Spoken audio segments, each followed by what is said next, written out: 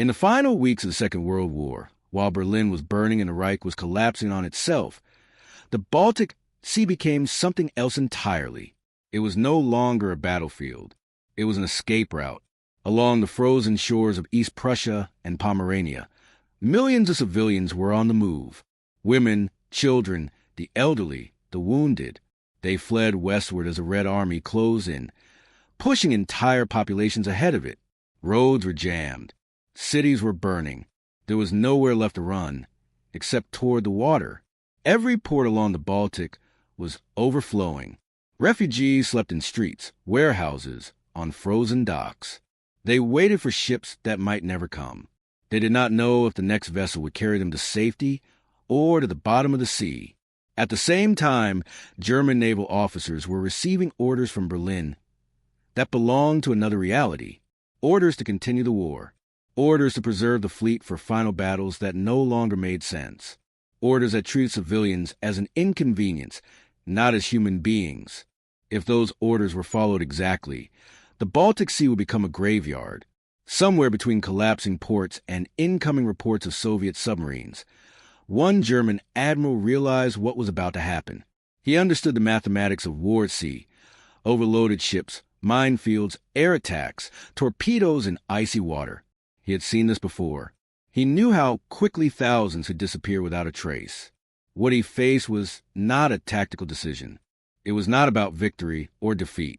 It was about whether the last months of the war would end with evacuation or extermination by neglect. Quietly, without speeches or declarations, he chose his course. What followed would become the largest naval evacuation in human history. Larger than Dunkirk, larger than anything attempted before or since. And it would cost tens of thousands of lives, even as it saved hundreds of thousands more. This is the story of the man who refused to let the Baltic Sea be filled with corpses. This was not the first collapse he had lived through, not the first time Germany promised sacrifice and delivered ruin. Decades earlier, as a younger officer, he had watched an empire drown itself in obedience. He had seen fleets destroyed not by the enemy, but by orders that made sense only on paper. He had seen commanders choose loyalty over lives and lose both. Those memories never left him. They simply waited. By 1945, he was no fanatic, no romantic, no believer in final victories. He was a professional sailor who understood one brutal truth. At sea, mistakes are final. There are no second chances in icy water. He knew ships. He knew tonnage limits, stability, loading curves. He knew what happened when civilian vessels were packed beyond capacity. He knew what a single torpedo could do to a ship carrying thousands of people who could not swim. And he knew that ideology did not keep ships afloat. Unlike many around him, he did not speak in slogans. He spoke in calculations, in weather reports, in distances and fuel consumption. He saw the war not as a cause, but as a system that was already breaking down. While others still talked about honor and resistance, he watched ports fill with refugees. He read reports describing children sleeping on frozen docks. He saw that the Navy was no longer defending a country. It was standing between civilians and annihilation. He also understood the danger of disobedience. In the Third Reich, refusing orders did not require a courtroom. It required only a report and a signature. Careers ended. Lives ended faster. So he did not rebel openly. He did not denounce anyone. He did not announce a moral stand. Instead, he prepared. He reviewed ship lists. He reassigned vessels. He studied routes that avoided the worst minefields. He framed every decision in the language of military necessity, even when the goal was no longer military at all. What mattered was not how history would judge him. What mattered was that very soon, someone would decide whether the Baltic Sea would carry people to safety or swallow them whole. And when that moment came, he would already be ready. The collapse did not come all at once. It came like a tide. Entire regions began to move westward, not as an organized evacuation, but as a human flood. Villages emptied overnight. Cities dissolved into columns of people dragging whatever they could carry. Horses collapsed in the snow. Carts were abandoned on the roads. Those who fell behind were rarely seen again. Winter still ruled the land. Temperatures dropped below freezing. Nights were long and silent, broken only by artillery in the distance. Refugees slept in barns, ditches, ruined houses.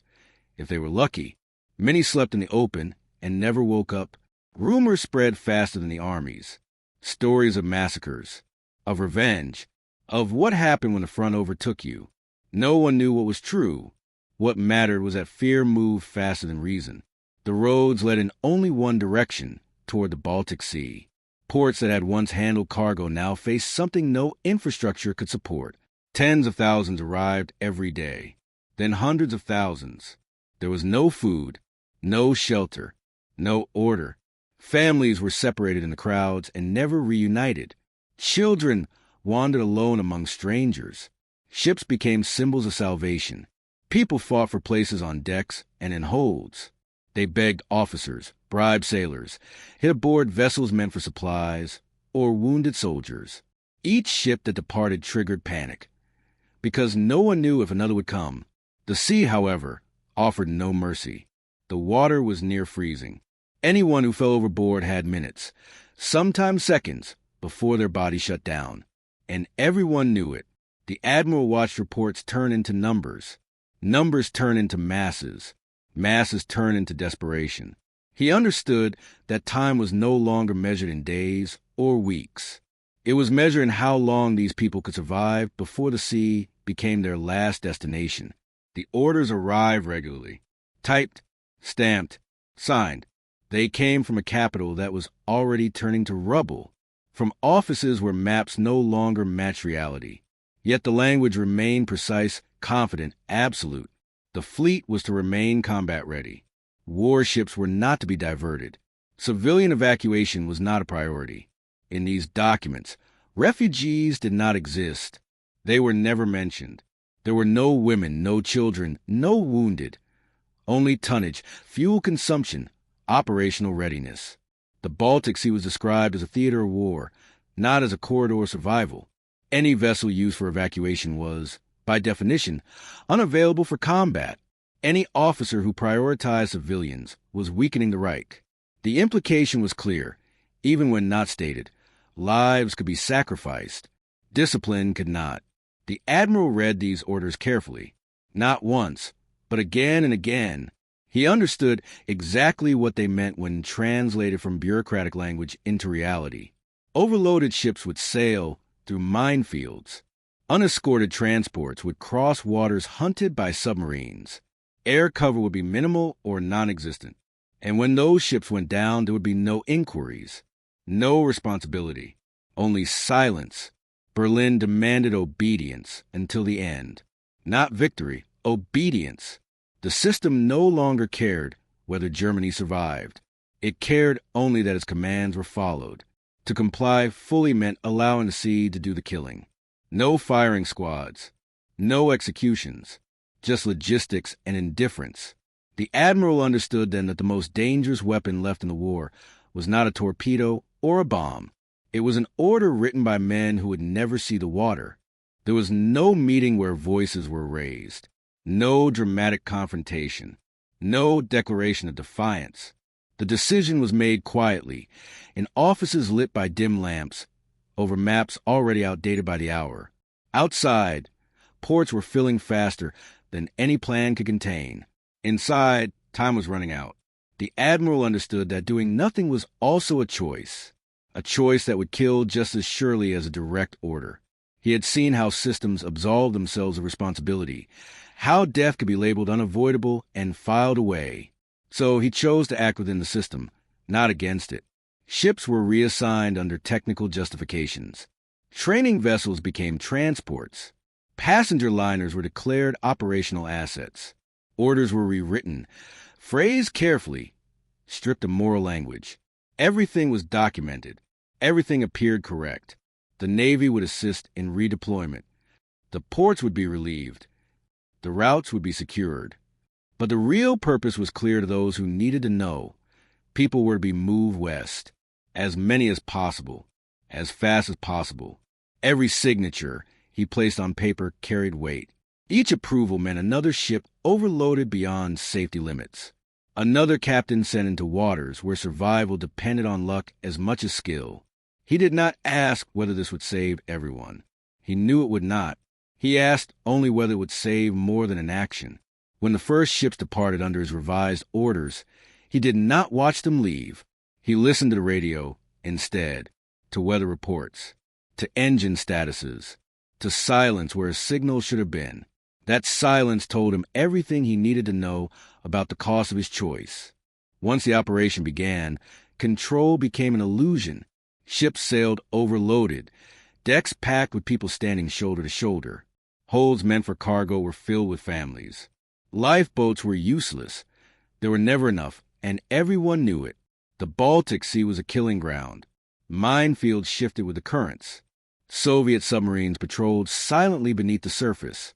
Aircraft struck without warning. Convoys were rare. Escorts were stretched thin or non-existent. A single torpedo was enough. When a ship was hit, there was no time. The water was near freezing. Engines failed. Lights went out. Panic spread faster than fire. Thousands could be in the sea within minutes. Rescue was often impossible. Other ships could not stop without risking the same fate. The living sailed on, listening to screams fade behind them. Reports reached headquarters daily, sometimes hourly. Names of ships, coordinates, casualty estimates that grew larger with each revision. The Admiral read them all. He understood that history would remember the sinkings. It always did. What it would not see were the countless crossings that succeeded. The ships that arrived in the West battered damaged, but still afloat. This was not a heroic operation. It was a race against annihilation conducted with inadequate tools and impossible odds. Yet the ships kept sailing, because for those waiting on the docks, every departure, no matter how dangerous, was better than staying behind. Some ships never arrived. On the night of January 30th, 1945, the former cruise liner Wilhelm Gustloff sailed overloaded far beyond any safe limit. More than 10,000 people were packed inside, refugees, wounded soldiers, naval personnel, children. When Soviet torpedoes struck, the ship went dark almost instantly. In the freezing water, survival was measured in minutes. Those who reached lifeboats watched thousands disappear beneath the surface. Most never even made it out of the hull. Days later, General von Steuben was hit. Then Goya. The pattern repeated itself with merciless precision. Impact, blackout, panic, silence. Each sinking erased entire communities in a single night. There were no final messages, no last words. Radio operators transmitted until the water reached them, then vanished. Coordinates were recorded. Casualty estimates followed later, always uncertain, always rising. Children froze before they could drown. Mothers let go because their arms no longer worked. The sea did not distinguish between civilian and soldier. It did not care why the ships were there. The Admiral received these reports without ceremony. Pages of text, numbers in the margins. He did not deny responsibility. He understood that his decision had placed these ships in harm's way. But he also understood something darker. Without the evacuation, these people would not have died at sea. They would have died where no one would ever count them. The Baltic claimed its victims quickly, efficiently, and without witnesses. The water closed. The war moved on, and the ships that survived sailed in silence past the places where thousands had vanished. When the operation finally ended, the numbers were almost impossible to comprehend. More than 2 million people were evacuated across the Baltic Sea in the final months of the war. Civilians made up the majority. Women, children, the elderly, the wounded. It was the largest naval evacuation in human history, far exceeding Dunkirk. The cost was staggering. Tens of thousands died at sea. Some estimates placed the number far higher. Precise figures will never be known. Records were destroyed. Ships sank without passenger lists. Entire families disappeared without documentation. Yet, when measured against what could have happened, the scale told another story. Without the evacuation, millions would have been trapped in collapsing territories. Many would have died from exposure, starvation, violence, or reprisals. The sea was not safe, but it was the only route left. The operation had no victory parades, no medals, no official name spoken with pride. It existed in the shadow between catastrophe and salvation. Historians would later argue whether it was justified, whether it was necessary, whether it was moral. The numbers, however, remained in different opinion. They recorded only movement, survival, loss, and in those columns of data, hidden beneath the weight of disaster, was a truth few were willing to face. Even in the final moments of a collapsing regime, it was possible to choose lives over obedience. When the war ended, there were no celebrations for him. The Reich collapsed. Orders ceased to matter. Files were closed or burned. The navy that had carried millions across the Baltic simply dissolved into defeat, and the man who had authorized the evacuation stepped quietly out of history. There were no trials accusing him of mercy. There were no ceremonies thanking him for restraint. In the new world that followed, his actions fit nowhere. To some, he was still an officer of a criminal regime. To others, he had failed to fight to the very end. His choices did not align with slogans from either side. He was questioned. He was documented. Then he was dismissed. The evacuations were rarely mentioned. When they appeared as footnotes, overshadowed by the catastrophes, by the ships that sank, by the crimes that demanded louder condemnation. Saving lives does not create spectacle. It leaves behind only those who continue living.